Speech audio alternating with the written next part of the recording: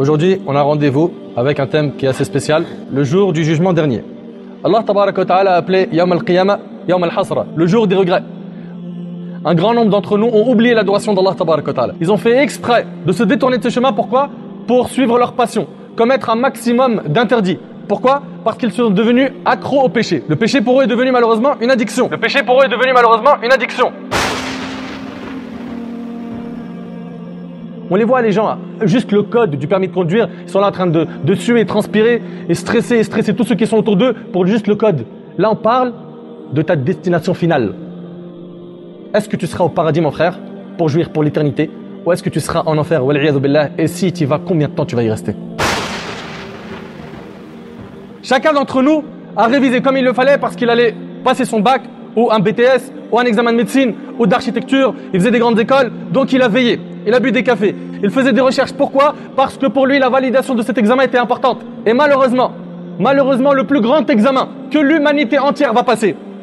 Tout le monde va passer cet examen, musulmans et non musulmans. Mais qui d'entre nous se prépare pour ce jour? Qui a peur d'Allah Jalla fi'ula au point où à chaque fois qu'il va commettre une action, il dit: est-ce que ça va alourdir la balance de mes péchés ou la balance de mes bonnes actions? Nous, 1400 ans plus tard, on fait des énormités. Du matin jusqu'au soir, on culpabilise jamais. Je répète, Ibn Abbas radiyallahu anhu m'a dit, au jour de la résurrection, Allah enroulera le soleil, la lune et les étoiles, les jettera dans l'océan, puis enverra un vent très chaud qui les réduira en une masse de feu et ils brûleront pour disparaître à jamais. Allahu Akbar. Et ce que je suis en train de vous dire là, c'est pas je suis en train de vous décrire la bande-annonce du prochain film d'Hollywood. Je suis en train de vous parler de ce qu'Allah, le roi, le maître, nous annonce comme étant des choses que nous allons voir, des choses qui sont véridiques, des choses que tu le veuilles ou non, ils vont se dérouler. Al-mar'u ma'a man ahab. L'homme sera ressuscité le jour du jugement avec ceux qu'il aime. T'as aimé qui dans la dunya, mon frère? T'as aimé tel joueur de foot, tel star, tel humoriste, tel comique? T'as aimé telle personne qui chante et qui rappe, qui danse? T'as aimé ces personnes-là? Est-ce que t'aimerais être en leur compagnie Yawm al-Qiyamah? Il sera debout en train d'attendre le jugement d'Allah subhanahu wa ta'ala. On a dit que le croyant, lui, il n'aura pas à s'inquiéter. Lui qui a cartonné, qui a fait ses preuves dans la dunya, tout va bien se passer pour lui. Mais les autres, 50 000 ans debout. 50 000 ans debout, t'imagines un petit peu? Et c'est pas fini. Vous avez vu généralement, mes frères ainsi que vous, mes sœurs, les climats des tribunaux dans la vie d'ici-bas pour ceux et celles qui se sont retrouvés une fois à y entrer. Pas forcément pour des choses qu'ils ont commis eux-mêmes, mais pour un ami ou une famille ou quelqu'un qu'ils connaissent qui passe en jugement. Vous avez vu le climat dans la salle, comment il est glacé?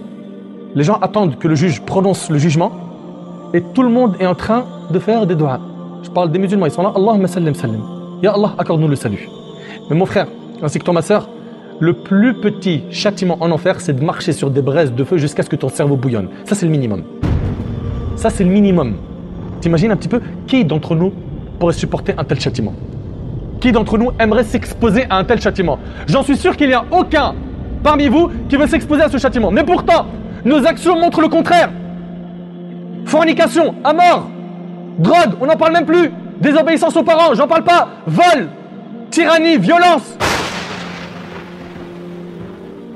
L'injustice se transformera en ténèbres, Yawm al-Qiyamah. Le jour du jugement, toi qui as été injuste, toi qui as commis des bavures, si tu t'es pas repenti avant et que tu n'as pas demandé pardon et restitué les dépôts à leurs ayants droit, Yawm al-Qiyamah, tu seras en train de distribuer tes hasanats si t'en as, pour rembourser le mal que tu as fait. Et si tu n'as pas de hasanat ou tu en as plus, les personnes lésées prendront leurs péchés et les jetteront sur ton dos.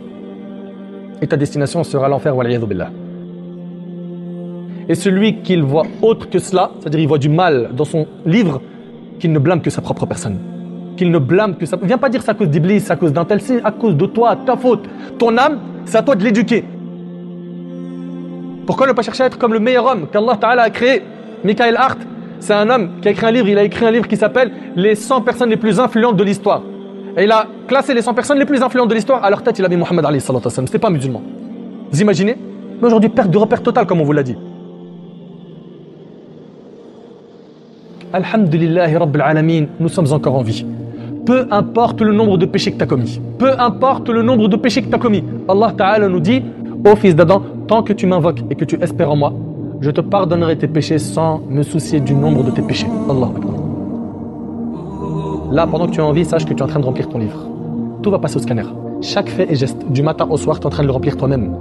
Tu regardes des clips, du rap, des mensonges, des insultes, tu diffuses des gros mots, des moqueries, tu calomnies, tu parles sur le dos des gens. Tu es en train d'écrire sur ton livre. Aujourd'hui, si on pouvait parler aux morts et qu'on leur disait « Qu'est-ce que tu souhaites ?» Vous pensez, ils vont vous dire quoi?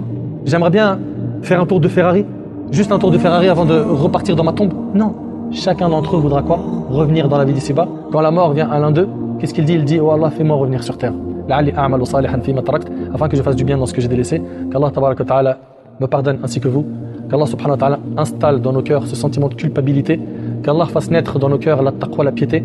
Qu'Allah tabaraka wa ta'ala fasse que nos cœurs soient sensibles au rappel. Non mon frère, il faut que tu écoutes et tu mets en pratique. Allah subhanahu wa ta'ala ينفعني بما قلت وينفعكم بما سمعتم. هذا ما أعلم والله عز وجل أعلى وأعلم. سبحانك اللهم وبحمدك أشهد أن لا إله إلا أنت أستغفرك وأتوب إليك. جزاكم الله خير. بارك الله فيكم. أعتذر على الإطالة.